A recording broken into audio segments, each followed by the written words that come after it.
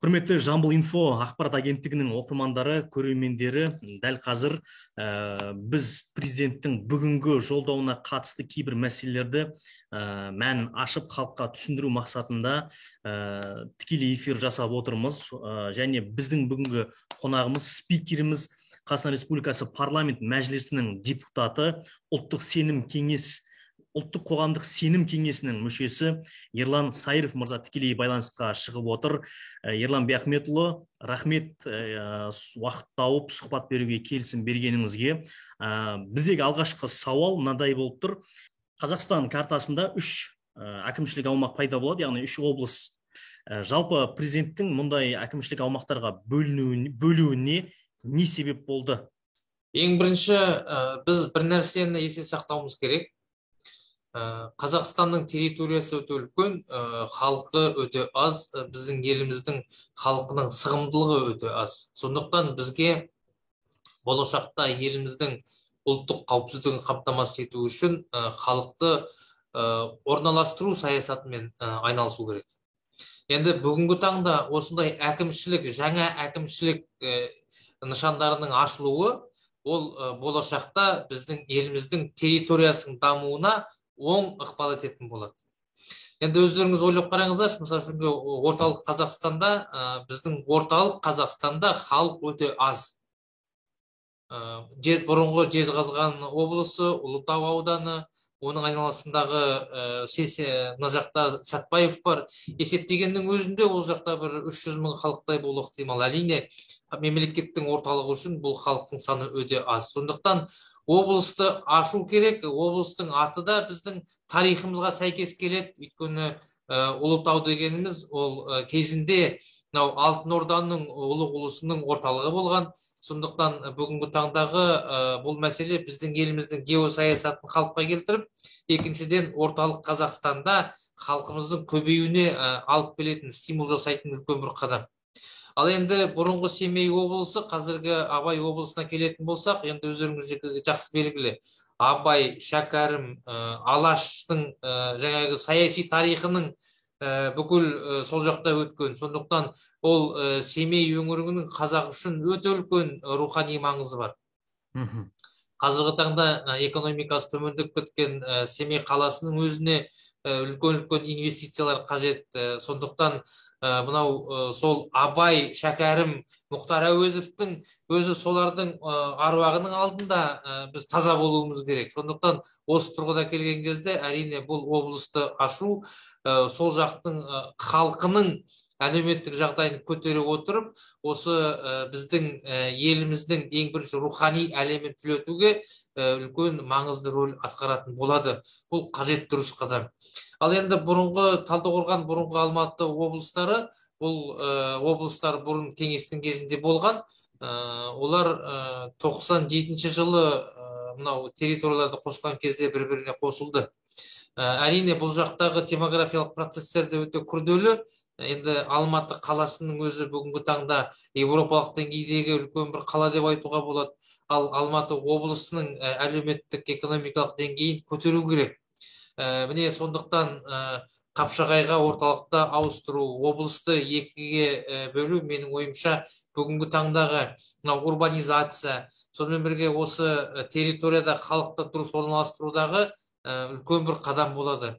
Жалпы қандай да бір облыс орталығын ашу, ол сол облысты дамытуға, сол облыстағы демографиялық процестерді арттыруға және сол облыстың әлеуметтік экономикалық жағдайын көтеруге оң әсер етеді. Мысалы үшін біз білеміз ғой, бұрынғы Алматы облысы Алматы қаласында болған, Талдықорған қаласына көшкен кезде Талдықорған қаласы қалай түлеп кетті. Мына жақта мысалы үшін бұрынғы Көкшетау облысы таратылып, Көкшетау кезінде Петропавлға қарап қалған болатын. Енді қайтадан Көкшетау облыс орталығына келген кезде Көкшетау қаласының өзі қалай түлеп кетті. Сондықтан бүгінгі таңда осы территорияларды дамытудағы бұл өте үлкен ұтымды мәселе болып табылады. Бұны халықта қазір жан-жақты оң қабылдап жатыр және біздің еліміздің стратегиялық дамуына дұрыс әсер ететін қадам бұл. Ерлан Бекметұлы, рахмет. Әрине халық зор ықыласпен қабылдады. Жаңа бөліністегі облыстарда тұратын халық, дегенмен де пессимистік пікір де жоқ емес, бірақ барлығы да жақсы болады деген сенім, ойымыз бар. Әрине. Иә. Аға, енді тағы бір мәселені сұрай өтсем, заңды қабылдауда енді қос палатаның мақұлдауы қажет емес деді. Яғни төменгі палата, парламенттің өзі осы заңды қабылдай береді. Иә. Аға, бұл сонда жаңа заңдардың қабылдауына немесе өзгерістерді енгізуге оң ықпалын тигізе ме? Бұл сол бағытта жасалған қадам ба? Бұл бірінші мәселе мынада, мәжілістің мынау жалпы институционалдық рөлі артып отыр. Өйткені мәжілісте біздің еліміздің бүкіл саяси палитрасы, сонымен бірге аймақтардағы халықтың дауысы, және президент айтып кеткендей, мынау партияға кірмеген азаматтардың дауысы да осы мәжілістің ішінде болашақта болатын болады. Сондықтан мәжілістің осы парламентаризм институттың ішіндегі рөлі артып отыр. Бұл біріншіден.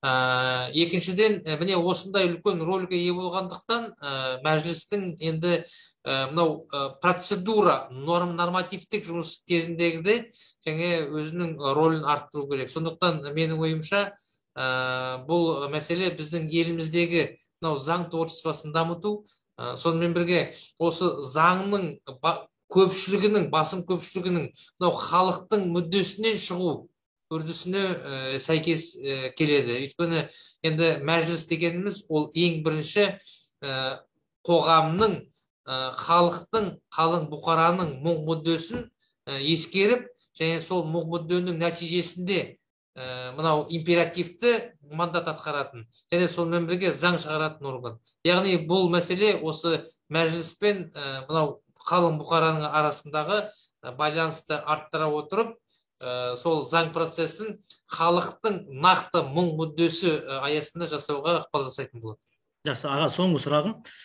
Президент айтты, енді сайлау жүйесіне өзгерістер енгізеді, яғни пропорционалды мажоритарлы жүйе арқылы. Осы халық көп түсіне бермейді, сондықтан аға, осы бір жүйені өте қарапайым, ұғыныңқы, түсінікті тілде қысқаша айтып берсеңіз.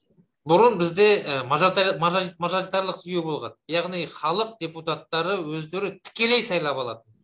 Әрбір сайлау округінде, бір облыста, мысалы үшін 3-4 сайлау округі болады. Сол жерде депутаттар өздері барып, халық тікелей сайлайды.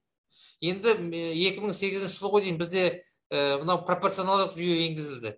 Яғни парламент депутаттары партияның тізімі бойынша сайланатын болды.